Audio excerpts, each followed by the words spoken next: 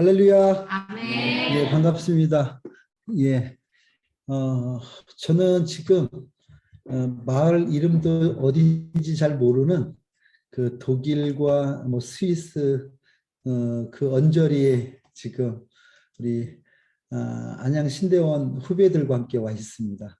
너무 즐겁고 기쁜 그 하루하루를 보내고 있습니다. 오늘 제가 여러분하고 함께 나누고자 하는 그 말씀은요, 우리가 잘못 이해하고 잘못 해석하는 본문의 말씀 중에 대표적인 말씀이라고 할 수 있겠습니다. 우리가 전체적인 이 말씀의 문맥을 이해하지 못한다면 이 말씀을 바로 알기가 참 어렵습니다. 또 어떤 한 단어나 한 구절에 국한되어서 이 말씀을 이해한다면 예수님께서 하신 말씀과 그 말씀의 의도와는 전혀 다른 해석을 할 수밖에 없는 그런 말씀이 오늘 우리가 읽었던 말씀의 내용이기도 합니다. 우리가 이 말씀의 문제가 되는 그 구절은요, 오늘 우리가 읽었던 말씀 중에서 여러분 이 뒷부분에 이런 표현이 있습니다. 너희 중 두세 사람이 모인 곳에 나도 그들 중에 함께 하리라 하는 그 말씀이 여러분 자칫 잘못하면 너희가 이 땅에서 합심해서 구하는 그것이 하나님께서 이루어 주겠다. 즉 기도에 대한 말씀으로 오해될 수도 있고요. 또 다른 표현으로 본다면 내가 너희와 함께 하리라 하는 그 얘기가 마치 하나님의 임재를 의미하는 그런 말씀으로 우리가 곡해되어서 사용할 때도 있었습니다. 그런데 그렇기 때문에 이 본문이 주로 그동안 기도에 대한 혹은 하나님의 임재에 관한 해석으로 해석되었다는 것입니다. 그런데 말입니다. 우리가 읽은 본문을 바로 이해하려고 한다면 이 두 구절을 갖고 이야기하기보다는 이 18장 전체를 우리가 좀 이해할 필요가 있다 하는 것입니다. 여러분 18장의 시작은 제자들이 예수님께 이렇게 얘기합니다. 천국에서는 누가 큽니까? 하는 그 질문으로 시작하고요. 예수님은 어린아이를 세우시고 자기를 낮추는 자가 큰 자라 말씀하심으로 이 18장의 시작이 됩니다. 제가 지난 시간을 통해서 자기를 낮추는 자, 또 천국에서 큰 자가 누구인가에 대해서 지난 시간 설교를 통해서 말씀을 드렸습니다. 그리고 나서 이어지는 말씀이 무엇인가 하면 100마리 양 중에서요 99마리의 양은 놔두고 잃어버린 한 양을 찾아 나서시는 그 잃어버린 양의 비유에 대한 말씀이 이어집니다. 여러분 여기서 얘기하는 잃어버린 양, 우리가 생각할 때 그냥 아직도 하나님을 알지 못하는 주의 백성으로도 이해할 수 있지만 어찌 보면 100마리 가운데 잃어버린 양은, 여기서 얘기하는 잃어버린 양은 교회 밖 앞으로 성도가 될 자들도 포함되겠지만 교회 안 이미 그리스도를 주로 시인하고 고백하는 자들 중에 실족한 자들, 또 그들 가운데 죄를 범하여 하나님 앞에 서기를 두려워하는 자들, 또 여러 가지 세상의 이목과 또 세상의 세속적인 그 안목의 유혹에 빠져서 하나님을 멀리했던 그런 자들도 이 범주 안에 있다는 것을 우리가 이야기해야 된다는 거예요. 그러니까 이런 얘기예요. 예수님을 잘 따라 신앙하는 자들도 예수님께 소중한 어린 양이지만 예수님을 잃고 길 잃은 그 어린 양도 예수님께서 소중히 여기신다는 것을 말씀을 통해서 이야기하셨다는 거죠. 그러면 자, 우리가 한번 18장을 다시 한번 이렇게 흐름을 따라 본다면 먼저는 여러분 지극히 작은 자, 또 다른 의미에서 얘기한다면 자기를 낮추는 자를 천국의 큰 자라 얘기하셨고, 또 그 작은 자, 천국에서 큰 자를 잃어버린 양의 비유를 통해서 다시 말씀하시는가 하면 여러분 그 이후 그 말씀 다음에 이어지는 말씀이 오늘 얘기라는 거죠. 즉, 오늘 말씀을 자칫 잘못 우리가 해석하게 된다면 어떤 자를 그의 죄로 인하여 이방인과 세리와 같이 여기라 하는 말씀으로 우리가 잘못 해석할 수 있다는 거예요.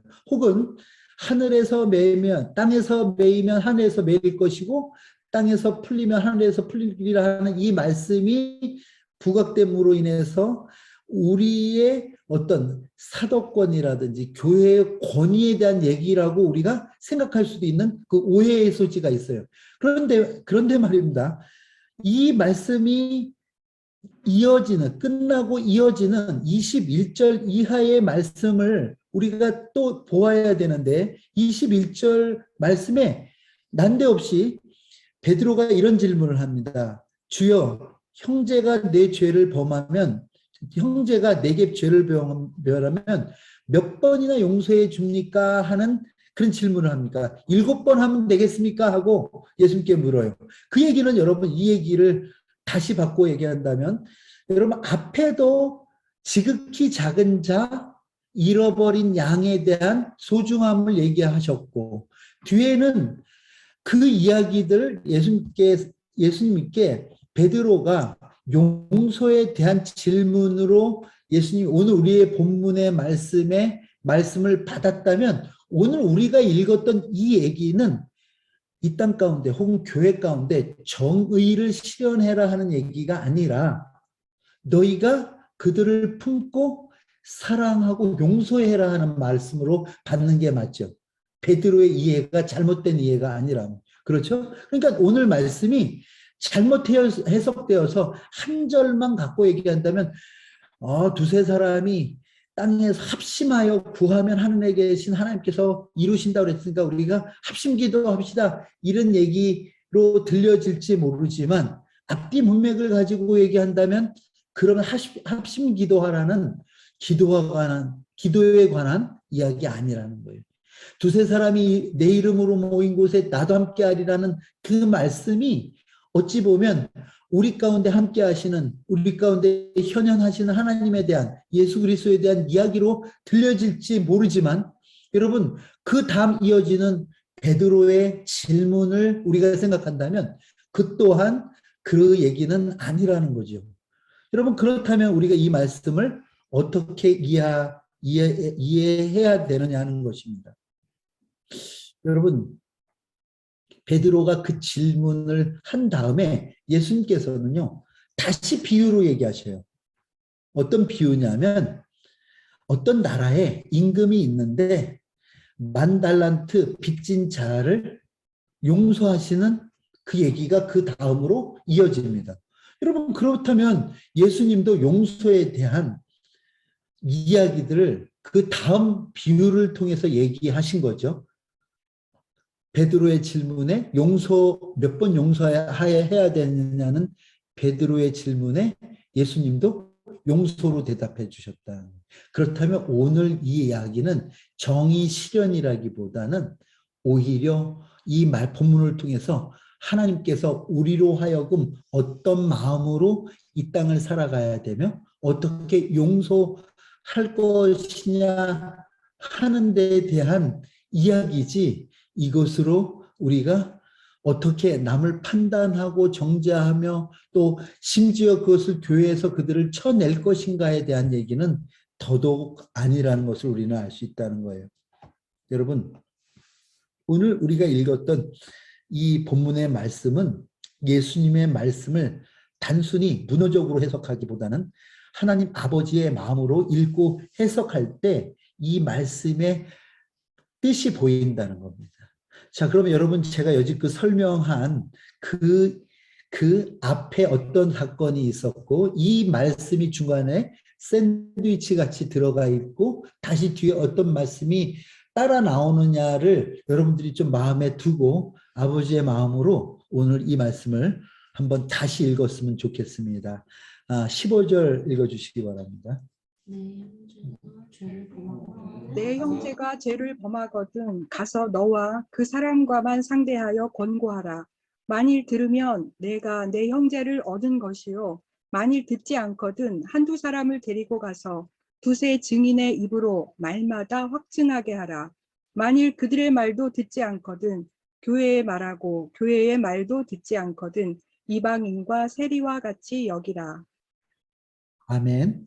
여러분, 이 말씀을 다시 이렇게 얘기한다면 이거는 우리가 교회가 가지고 있는 어떤 권징을 통해서 누군가를 처벌하라는 얘기 같이 들려질지 모르지만 이 말씀만 읽은다면, 그러나 제가 앞서 말씀드린 것과 같이 앞뒤의 배경을 갖고 이 말씀을 읽을 때는 사뭇 다른 말씀이라는 것을 여러분 느낄 수 있다는 거예요. 그리고 나서 이어지는 말씀이 18절 말씀입니다.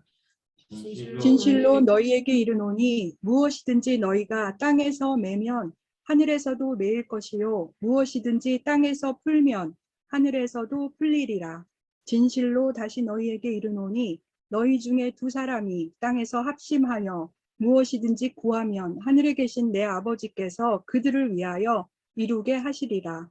두세 사람이 내 이름으로 모인 곳에는 나도 그들 중에 있느니라. 예, 이 얘기가 18절의 말씀은 우리가 지난 마태복음 16장에서 천군 열쇠를 베드로에게 주시면서 이야기하셨던 그 말씀의 내용과 같은 내용이죠. 그때 제가 뭐라 얘기했습니까? 이 천국 열쇠가 우리에게 주어졌고 그 열쇠가 무엇이라고 얘기했습니까? 우리가 하나님 앞에 받은 권위라고 얘기했습니까? 혹시 그 기억이 잘 안 나시는 분들은 천국 열쇠라는 그 유튜브 우리 채널에 있는 설교를 다시 한번 들어주시면 좋겠습니다. 그럼 여기서 얘기하는 땅에서 매이면 하늘에서도 매이는 것, 땅에서 풀면 하늘에서도 풀리는 그것, 이것이 이야기하는 게 무엇이겠습니까? 이것이 단순히 우리가 구하는 것을 하나님께서 들어주시겠다는 기도의 약속, 그것만은 아니라는 것을 우리는 알 수 있습니다. 또한 이어지는 두세 사람이 이 땅에서 합심하여 무엇이든지 구하면 이루겠다는 이것이 우리의 필요 혹은 우리가 얻고자 하는 것을 구하여 얻는 내용의 기도의 내용이라기보다는 우리가 앞에서 지금 얘기하는 하나님이 관심하시는 그 영혼과 관계된 얘기고 생명과 관계된 얘기고 또 이것은 하늘을 열어 그 생명을 그 하나님 나라에 이르게 하는 일, 또 그 하늘이 닫히어 그들이 그곳에 못 가게 하는 일과 관계된 일이라는 거예요. 그 일을 하나님은 지금 우리와 함께 하시겠다는 거예요. 정리해서 다시 말씀드린다면 이 말씀이 의미하는 것은 하나님은 우리의 이 땅에서의 그 생명 사역과 동행해 주시고 함께 해 주시고, 아니 더 정확히 얘기한다면 그 일을 우리를 통하여 이루어 가신다는 것을 의미한다는 얘기입니다. 여러분, 요 말씀이요, 우리 개혁교회가 보고 있는 하이델베르크 교리문답 84문에 이렇게 기록하고 있습니다. 우리 읽어주시겠습니다. 문제 그리고 답을 읽어주세요. 거룩한 복음의 강서를 통하여 어떻게 천국이 열리고 닫힙니까? 그리스도의 명령에 따라 하나님이 그리스도의 공로 때문에 사람들이 참된 믿음으로 복음의 약속을 받아들일 때마다 참으로 그들의 모든 죄를 사하신다는 사실이 신자들 전체나 개개인에게 선포되고 공적으로 증언될 때 천국이 열립니다. 반대로 그들이 돌이키지 않는 한 하나님의 진노와 영원한 정죄가 그들 위에 머문다는 사실이 모든 믿지 않는 자와 외식하는 자에게 선포되고 공적으로 증언될 때 천국이 닫힙니다. 이러한 복음의 증언에 따라서 하나님은 이 세상에서와 장차 올 세상에서 심판하실 것입니다.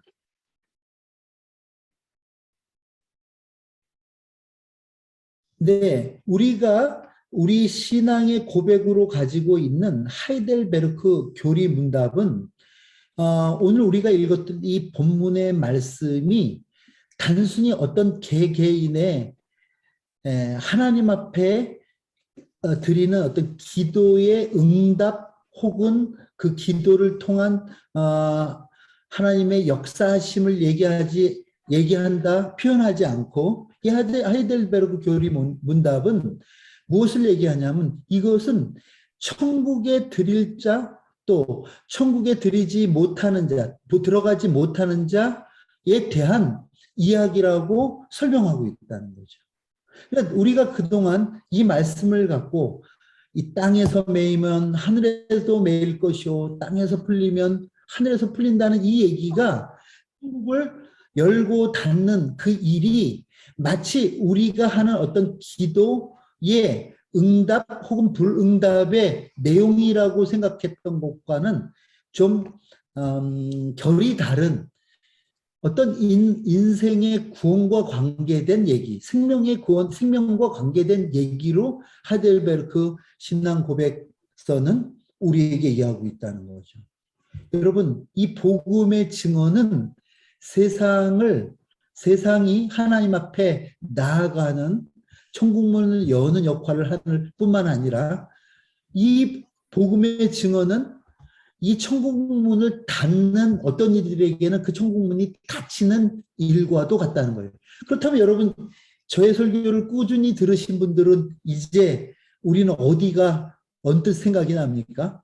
여러분, 우리가 그동안 8번에 걸쳐서 제가 여러분에게 말씀드렸던 마태복음 13장에 8가지 비유 생각나지 않으세요? 그렇죠. 8가지 비유를 뭐라고 그랬어요? 그 비유를 예수님께서 비유를 들어 말씀하신 것은 그들의 귀를 열어서 그들이 잘 아는 세상의 어떤 그 이야기들을 통해서 그들의 귀를 열기 위함이 아니라 이사야서의 말씀과 같이 그 비유를 통해서 얘기하는 것은 들을 자 있는 자만 듣고 그렇지 못한 자들의 귀를 막기 위해서 비유로 말씀하셨다고 얘기했잖아요. 그럼 비유의 설명은 제자들에게만 했다고 제가 말씀드리지 않았습니까? 마찬가지로 그 이야기에 하나님 나라의 연장선에서 오늘 우리가 이 말씀을 봐야 이 말씀이 예수님께서 이 말씀을 하신 오리지널 미닝, 의도를 우리가 알고 이 말씀이 우리가 깨달을 수 있다는 거예요. 참 참혹한 것은 뭐냐면요. 예수님의 의도와 무관하게 우리가 때로는 문어적인 한두 글자에 우리의 감정을 실어서 이 말씀을 해석하지는 않았는지 여러분이 한번 다시 고민해 보아야 된다. 마치 내가 하나님의 권위를 받은 자로서 내가 기도하면 되고 안 하면 안 되고 하는 그런 교만과 오만함에 우리가 빠져 있지는 않았습니까? 제가 지금 저희 후배 목사님들과 함께 이렇게 여행을 하면서 이렇게 이런 얘기를 했어요. 내가 왜 하나님이 안 보일까? 이렇게 했을 때 내 자아가 클 때 하나님이 보이지 않더라고요. 내 뜻이 하나님의 뜻보다 클 때 그 내 뜻에 가리워서 하나님의 뜻이 묻혀지더라고요. 결국은 하나님은 이 땅 가운데 역사하시지 않는 분이 아니라 지금도 우리와 함께 우리 안에서 역사하지만 내 자아가 그 하나님을 가로막고 가리워서 우리로 하여금 하나님을 혹은 하나님의 뜻을 바로 깨닫지 못하게 하는 것은 아닌지 우리 스스로를 돌아보아야 된다 하는 것입니다. 여러분, 그렇지 않으면 우리는 하나님의 말씀을 읽고 보고 듣지만 다 그 자의적 해석에 내가 중심이 되고 내가 기준이 되는 자아가 우상이 되는 그런 해석 또 그런 믿음 그런 신앙에 머무를 수밖에 없다는 것을 저는 요즘 더욱 깨닫는다 하는 것입니다. 여러분, 신앙은요 나로부터가 아니죠. 복음은 나로부터가 아니라 주님으로부터죠. 주님이 내게 성령 주시고 믿음 주셔서 우리로 하여금 그것에 반응하게 하신 것이지 우리가 무엇을 하니까 하나님께서 그것에 대한 답으로 우리에게 은혜 주신 게 아니지 않습니까? 그렇다면 우리가 이 말씀을 대할 때도 하나님 중심으로 하나님께서 우리에게, 아니, 이 말씀을 우리에게 주시는 예수님의 마음으로 우리가 이 말씀을 보지 않는다면 또 우리는 우리에게 우리의 필요에 맞춰 이 말씀을 끌어들여 해석하고 또 그것을 믿는, 이거 믿음이 아니죠. 하나님으로부터 온 믿음이 아닌 내가 만든 내가 만든 믿음 안에 갇혀버리게 된다는 것을 여러분 기억하시길 바랍니다. 현대교회 문제는 성경을 모르는 게 문제가 아니에요. 성경을 너무너무 많이 알아요. 예. 요새는 성도님들이 성경 공부를 많이 해서 참 목사들이 먹고 살기가 참 어렵습니다. 힘듭니다. 근데 말입니다. 문제는 그 성경 해석에 있어서 너무 자의적으로 해석한다는 거예요. 자기 기준으로 해석한다는 거예요. 그래서 그 성경 해석을 통해서 자기 자신은 보일지 모르지만 그 말씀을 하신 하나님 보이지 않는다는 게 더 큰 문제가 아닌가 하는 생각을 합니다. 이어서 하이델베르크 교리문답 35문에는 이렇게 이야기합니다. 교회의 권징을 통하여 어떻게 천국이 열리고 닫힙니까? 그리스도의 명령에 따라 그리스도의 이름을 가진 자가 교리나 생활에서 그리스도인답지 않을 경우 먼저 형제로서 거듭 권고할 것입니다. 그렇지만 자신의 오류나 악행에서 돌이키기를 거부한다면 그 사실을 교회 곧 치리회에 보고해야 합니다. 여러분, 오늘 우리가 본문에서 읽었던 그 말씀은요, 조금 의아했었어요. 저도 그 말씀을 읽으면. 왜냐하면요, 지금 마태복음 18장은요, 아직 사도들이 성령 받기 이전이에요. 교회라는 그 단어가 사용되고 있지만 아직 그들이 성령 받아 초대교회를 이루기 이전이었습니다. 그런데 예수님은 그들에게 너희가 증인을 데려가서 얘기하지 아니하면 그들이 듣지 않으면 그 다음에 교회 얘기하라는 얘기를 해요. 어떻게 보면 아직 교회라는 제도가 생기기 이전에 예수님의 말씀이기 때문에 우리가 헷갈릴 수도 있는 그런 부분이기도 합니다. 시차적으로 볼 때. 그런데 여러분, 예수님의 가르침 가운데 이 교회라고 말씀하신 이 교회는 지금 예수님과 함께하는 그 제자들, 예수님께서 불러 모신 그 부르심을 받은 그 무리들, 에클레시아 뿐만 아니라 앞으로 성령으로 부르실 그 교회까지도 포함하고 있다는 사실을 우리를 알아야 되고요. 이 얘기는 교회가 잘못하는 자들을 책망하고 권징하여서 교회에서 떼내란 얘기가 아니라, 여러분 하이델베르크 교리문답에도 이야기하는 것 같이 교회의 권징은 죄를 이기는 공동체, 형제를 사랑하는 공동체가 어떻게 이 권징을 통해서 서로가 서로를 세울까에 대한 얘기를 하고 있다는 것을 여러분 기억하시길 바랍니다. 이것은 제도를 세우시는 일이기보다는 잃어버린 자, 죄 속임수에 빠진 자, 실족한 자를 살리고 세우는 방편으로 예수 그리스도께서 성도들에게, 제자들에게 말씀과 권징이라는 그 기능들을 허락하셨다고 여러분 기억하셔야 돼요.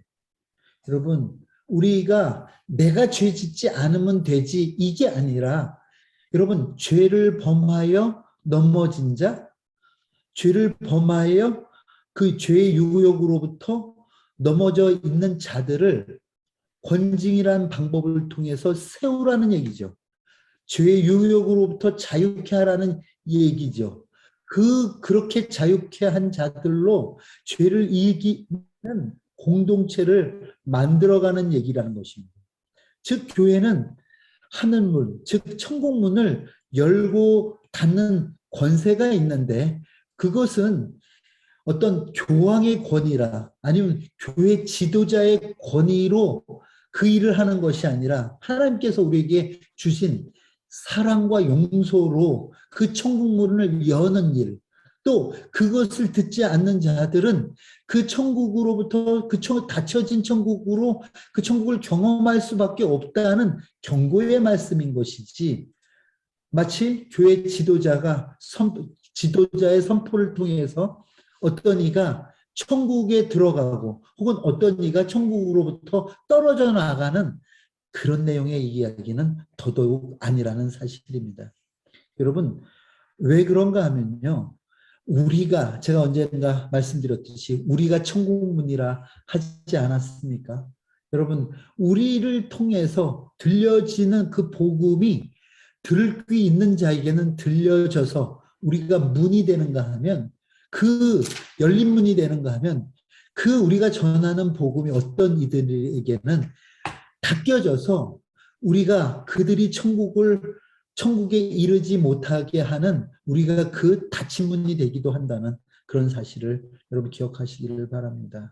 왜냐하면 예수님의 죽음은 단순히 물리적 또 역사적 차원에서 죽으신 분이 아니라 그의 죽으심과 합하여 함께 죽은 우리가 그리스도와 함께 다시 살았기 때문에 그 생명의 역사 속에 우리가 있을 뿐 아니라 양의 문이신 예수 그리스도가 우리 안에 계시기 때문에 우리를 통해서 천국이 투영되기도 하는가 하면 천국이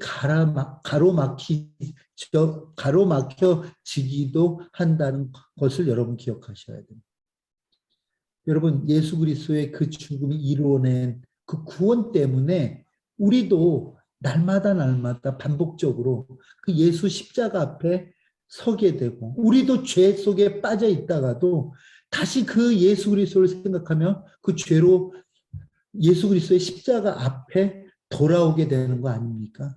그렇다면 이제 죄에 빠져 있는 어떤 이들, 죄 유혹 속에 있는 이들이 우리의 권명과 권징을 통해서 다시 그들에게 주 앞에 설 수 있는 기회를 주는 것이 예수님이 원하시는 권징의 내용이고, 예수님이 요구하시는, 제가 다음 시간에 이어 얘기하겠지만 용서의 내용이지 않냐 하는 것입니다. 예수님이 우리에게 그런 자들을 판단하고 정죄하라 하지 않으십니다. 우리도 똑같은 자라는 것을 우리로 하여금 인식하라는 것입니다. 우리도 길 잃을 수밖에 없는 자라는 것을 우리도 인지하라는 것이지, 그런 자를 정의를 세운다는 이름으로 판단 정죄하라는 얘기가 아니라는 것을 여러분 기억하시기를 바랍니다. 권징은요, 정의를 세우기 위한 것이 아니라 용서를 위한 것입니다. 다시 얘기하겠습니다. 권징은 정의를 세우기 위한 것이 아니라 용서를 위한 것입니다. 정의라는 미명하에 교회를 무너뜨리고 비난하고 질타하는 그 일들을 우리는 멈춰야 됩니다. 정의를 세우기 위해서 우리는 용서를 해야 된다는 것입니다. 예수님께서 하신 그 정의에 대한, 용서에 대한 가르침은요, 우리가 생각하는 것과 사뭇 다르다는 거예요. 세상이 생각하는 것과 다르다는 거예요. 우리가 누군가를 정죄하고 판단해서 그가 주 앞으로 돌아오지 않는다는 거예요. 우리가 그들을 사랑하고 용서해야 그들이 주 앞에 돌아와 바로 선다는 것을 여러분 기억하시기를 바랍니다. 용서의 행위가 여러분 정의에 대한, 정의를 세우는 그 내용이 되지 않는다면 여러분 그 용서가 세상의 용서와 다를 바 없습니다. 용서는 복음의 증언과 관련된 것으로서 여러분 우리가 정의를 세워가는 그 일에 있어서 권징을 통해서, 용서를 통해서, 사랑을 통해서 하지 않는다면 여러분 그것은 교회가 얘기하는, 예수님이 얘기하는 용서 또 권징과는 멀다 하는 것을 여러분 기억하시기를 바랍니다. 이제 말씀을 마치겠습니다. 여러분, 사랑의 마음, 사랑이 결여된 권징, 여러분 그것은 세상의 권징입니다. 세상은요 법을 들이댈 때 그 법으로 사람을 죽이려고 합니다. 가두려고 합니다. 메어 놓으려고 합니다. 그러나 그리스도의 생명의 사랑의 법은 우리를 자유케 하는 법입니다. 우리는 사망의 율법의 그 법에 있던 우리를 예수 그리스도의 죽으심을 통해서 우리를 생명의 법으로 우리를 바꾸어 놓으셨다. 생명의 성령의 법으로 우리를 새롭게 하셨다는 거죠. 그렇다면 우리가 다른 이들을 세우는 그 일은 판단과 정죄가 아니라 사랑과 용서를 통한, 여러분, 그 예수 그리스도께서 나를 대신해 죽으셨기에 나에게는 여러분 용서할 권리조차 없습니다. 나에게는 나도 죄인인 거리요. 이제 다음 시간에 얘기하겠지만 나는 왕께 10,000달란트 용서받은 자이거든요. 탕감받은 자이거든요. 어찌 내가 누구를 용서할 권리가 있습니까? 권위가 있어요. 여러분, 여러분들이 잘못되게 가지고 있는 그 용서, 내가 용서할 자라는 잘못된 그 권리를 포기하시기 바랍니다. 여러분, 그 사랑의 마음으로 형제가 당하고 있는 그 어려움, 형제가 그 죄의 수치심 속에 갇혀 하나님 앞에 얼굴 못 드는 그들을 우리가 사랑의 손으로, 용서의 손으로 손을 내밀어 그들을 다시 세워줄 때 그들이 하나님 나라에 잃었던 어린 양을 찾으시고 그 찾으신 어린 양을 기뻐하셨던 그 하나님의 마음이 우리 공동체 가운데 실현되고 표현된다는 것을 여러분 기억하시길 바랍니다. 천국은요, 죄 없는 자들의 것이 아닙니다. 죄 안 진 자들의 것이 아니라 천국은 용서받은 자, 자신이 죄인임을 시인하고 또 죄 속에 빠져 있는 자들을 향하여 주의 말씀으로 사랑으로 손 내미는 그 자들의 것이고 또 그 은혜를 입어가는 곳이라는 것을 우리가 기억하면서 우리가 오늘 주신 말씀을 잘 다시 한번 헤아려야 될 줄 믿습니다. 여러분, 하이델베르크 교리 문답 85문을 마저 읽겠습니다. 그들이 교회의 권고를 듣고도 돌이키지 않으면 성례에 참여함을 금하여 성도의 사컵 밖에 두어야 하며 하나님도 친히 그들을 그리스도의 나라에서 제외시킬 것입니다. 그러나 그들이 참으로 돌이키기를 약속하고 증명한다면 그들을 그리스도의 지체와 교회의 회원으로 다시 받아들입니다. 여기 죄송합니다. 제가 오타가 있어서 사컵이 아니라 삭임 밖에 두어야 하면 하고 얘기합니다. 여기서 얘기하는 분명한 표지는 우리가 읽었던 그 본문이 하늘 문을 열고 닫나 하는 그 본문이 단순히 우리의 기도를 들으시는 하나님 여기에 국한된 것이 아니라 이 땅을 우리가 어떻게 주님의 마음으로 하나님의 뜻을 이루어가며 살아야 되는지를 말씀하는 그런 말씀이라는 것을 여러분 기억하시기를 바랍니다. 바라기는 우리가 이 마음을 갖기 위해서는 너희 안에 이 마음을 품으라 곧 예수 그리스도의 마음이니 그는 근본 하나님의 본체시나 모든 것을 판단하고 정죄할 수 있는 그 하나님의 본체이신 예수 그리스도께서 하나님과 동등됨을 취하지 아니하시고 오히려 자기를 비워 종의 형체를 가지고 사람같이 되어 이 땅에 오신 그 예수 그리스도, 사람의 모양으로 나타나사 자기를 낮추시고 죽기까지 복종하심으로 십자가에 죽으신 그 예수 그리스도를 생각하며 기억하며 우리가 다른 이들을 향해 판단이나 정죄의 잣대로 서는 것이 아니라 예수 그리스도가 그랬듯이 그들 향해서 우리가 사랑의 손을 내밀며 용서하는 그 자리에서 교회가 아름답게 세워지고 성장한다는 이 사랑의 공동체가 되어진다는 그런 자들이 하나님 나라의 백성이며 그런 자들이 하나님 나라의 소유자라는 것을 오늘 예수님께서 말씀해 주신다는 것을 여러분 기억하면서 우리가 그리스도와 함께 십자가의 죽은 자로 한 주간 그리스도를 주인 삼아 살아가는 저와 여러분 되기를 주의 이름으로 축원합니다. 기도하겠습니다.